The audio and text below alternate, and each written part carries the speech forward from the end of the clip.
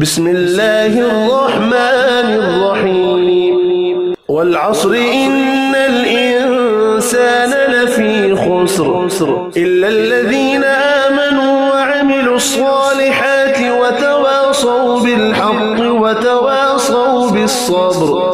بسم الله الرحمن الرحيم والعصر إن الإنسان لفي خسر إلا الذين آمنوا وعملوا الصالحات وتواصوا بالحق وتواصوا بالصبر.